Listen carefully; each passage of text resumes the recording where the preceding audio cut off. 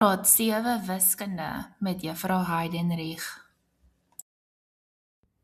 So, kinders is baie lief om die volgende by breuke te doen. Hulle sal sê, 3 stokkie lekkers plus 2 pakkies koekies gee vir my 5 pakkies niks. As ek dit so vir my klas verduidelik, dan lag almal eers en sê, juffrou, nee, dis nie waar nie.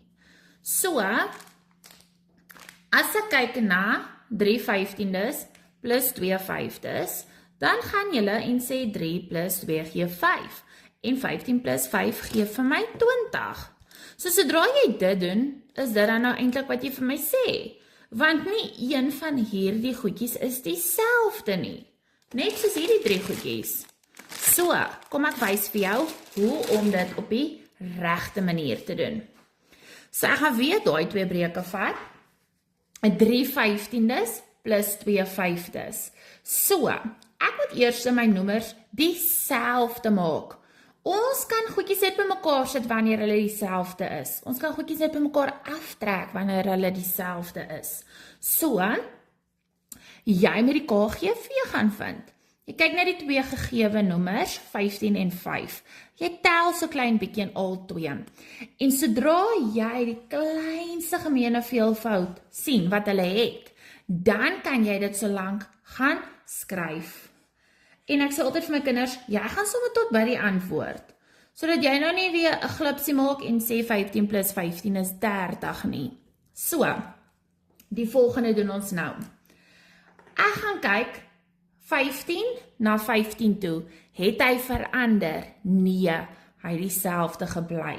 So as hy onder dieselfde bly, dan gaan dit dieselfde wees vir bo. So hy sal 3 15des bly. Ok. 5 het natuurlik verander na 15. Nou kan jy hierso in jou hoekie loer. 1, 2, 3 5.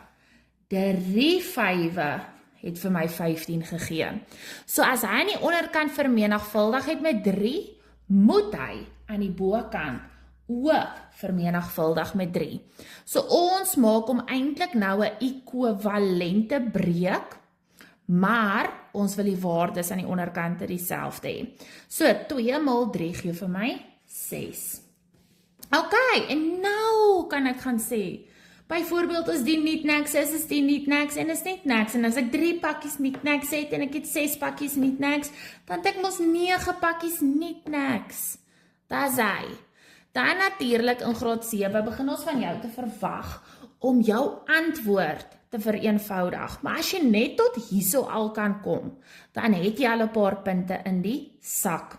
So, gewoonlik voor ons by die optel kom, leer ons hoe om breuke te vereenvoudig. So ek vat nou my antwoord, wat ek gekry het, en ek kyk, watter getal, as ek in daai getal moet gaan tel, gaan ek 9 noem, en 15. Natuurlik is dit onewige getalle, so 2 val uit die boks uit. So kom ons kyk as ek in 3 tel.